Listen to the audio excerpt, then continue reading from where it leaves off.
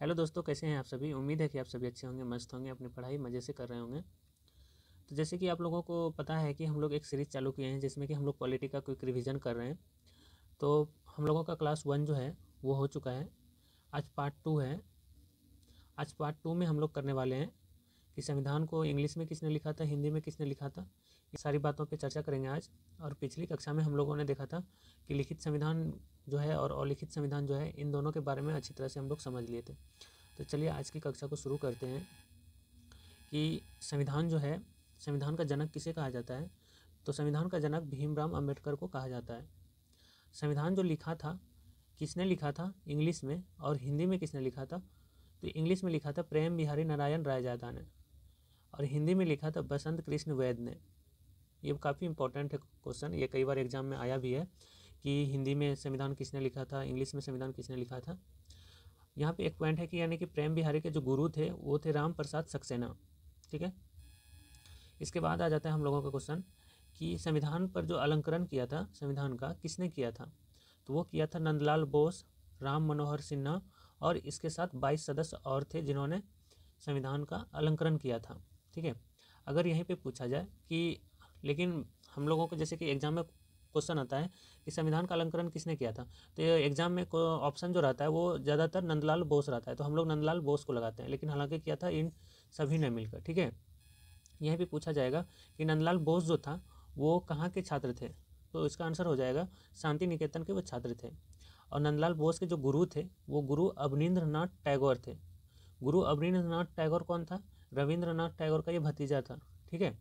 और इसने क्या किया था अवनींद्रनाथ टैगोर ने कि एक पेंटिंग बनाया था किसका, भारत माता का। ये भी पूछा जाता है कि अवनींद्रनाथ टैगोर ने संविधान पर क्या किया था, यानी कि भारत माता का पेंटिंग बनाया था। इसके बाद आ जाते हैं हम लोग सरकार की ओर। सरकार के कितने अंग होते हैं। सरकार के 3 अंग होते हैं, विधायिका, कार्यपालिका और न्यायपालिका। इन तीनों का काम होता है, विधायिका का काम होता है कि विधि का निर्माण करना यानी कि कानून बनाना, और कार्यपालिका का काम होता है कानूनों का क्रियान्वयन करना यानी कि विधियों का क्रियान्वयन करना, और न्यायपालिका काम होता है कानूनों की व्याख्या करना। ठीक है। अगर यहीं पे हमसे पूछा जाए कि ये जो वितरण है सरकार का, जो ये 3 वितरण है, ये किस प्रकार का वितरण है, तो आंसर होगा इसका सत्ता का क्षैतिज वितरण है।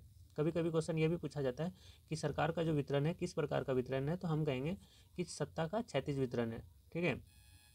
उसके बाद हम लोग एक एक पॉइंट को, जैसे कि इसके अंग थे विधायिका, कार्यपालिका, इन तीनों पॉइंट को हम लोग समझते हैं। विधायिका, विधायिका हम लोग क्या बोले कि जो कानूनों का क्या करता है, निर्माण करता है, उसको विधायिका कहते हैं। तो कानूनों का जो निर्माण करेगा वो सेंट्रल लेवल पे भी होगा और वो स्टेट लेवल पर भी होगा। तो यानी कि विधायिका के अंतर्गत केंद्र और राज्य दोनों आता है। ठीक है। अब केंद्र के अंतर्गत कौन कौन आता है, संसद आता है, और संसद में 2 सदन होते हैं, एक राज्यसभा एक लोकसभा। और राज्य में भी क्या होता है, राज्य के अंतर्गत आ जाता है विधानमंडल, इसमें भी 2 मंडल होते हैं, एक विधान परिषद और एक विधानसभा। ठीक है।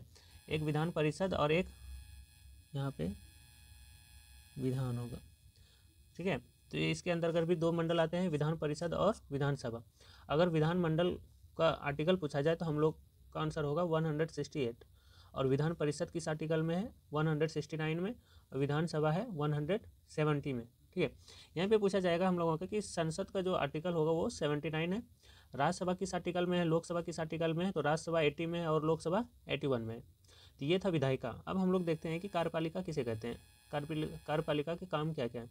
तो कार्यपालिका भी जो है, कार्यपालिका कौन होता है, यानी कि जो कानूनों का क्रियान्वयन करता है, यानी कि इसके अंतर्गत भी सेंट्रल और स्टेट दोनों आता है। ठीक है। और सेंट्रल के अंतर्गत कौन कौन आता है, राष्ट्रपति आता है जो कि आर्टिकल 52 में है, उपराष्ट्रपति आता है ये आर्टिकल 63 में है, प्रधानमंत्री आता है, मंत्रिपरिषद आता है, और उसी तरह से राज्य के अंतर्गत आता है राज्यपाल, मुख्यमंत्री और मंत्रिमंडल, मंत्रिपरिषद, मंत्रिमंडल नहीं मंत्रिपरिषद, मंत्रिमंडल नहीं होगा। उसके बाद हम लोग आ जाते हैं कि न्यायपालिका। न्यायपालिका के जो होते हैं, न्यायपालिका के अंतर्गत आते हैं, वो आता है क्या क्या, सर्वोच्च न्यायालय, और सर्वोच्च न्यायालय के बाद आता है उच्च न्यायालय, और उच्च न्यायालय के बाद आता है जिला न्यायालय, जो कि हर एक डिस्ट्रिक्ट में रहता है। ठीक है। अगर यहीं पे हमसे पूछा जाए कि सुप्रीम कोर्ट जो है वो आर्टिकल कितने में है, तो 124 यानी कि 124 में है। अगर उच्च न्यायालय की बात किया जाए तो ये है 214 में, और जिला न्यायालय 233 में। ठीक है। यहाँ पे हमसे कभी कभी क्वेश्चन पूछा जाता है कि न्यायपालिका कैसी है, हमारी जो न्यायपालिका है कैसी है, तो इसका आंसर हो जाएगा एकीकृत न्यायपालिका। एकीकृत न्यायपालिका है, ठीक है, इसको याद रखेंगे आप लोग।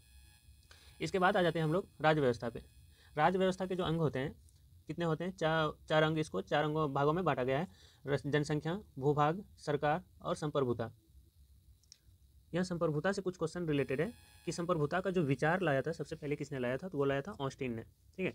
यहीं पे अगर पूछा जाए कि राजनीतिक संप्रभुता की अवधारणा जो है ये कहाँ से है, तो ये रूसो से है, ठीक है। ये अवधारणा किसने दी थी, तो ये रूसो ने दी थी। कहाँ से नहीं है, सॉरी, किसने दी थी, तो रूसो ने दी थी, ठीक है।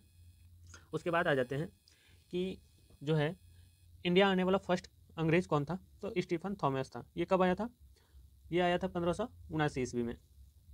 अगर दूसरा पूछा जाए कि दूसरा कौन था, तो वो था रॉल्फ फिच। ये आया था 1583 ईस्वी में। तो हम लोग आज यहीं तक रखते हैं। उसके बाद नेक्स्ट कल हम लोग देखेंगे कि भारत का संवैधानिक विकास, इसके आगे हम लोग कल देखते हैं, क्योंकि यहाँ से चार्टर एक्ट शुरू हो जाता है और चार्टर एक्ट जो है थोड़ा लंबा भी है, तो इसको अच्छे से समझना पड़ेगा। तो आज हम लोग यहीं तक रखते हैं। तो आप लोगों को कैसा लगा रिवीजन, कमेंट बॉक्स में ज़रूर बताएं। मिलते हैं नेक्स्ट वीडियो में, तब तक के लिए बाय।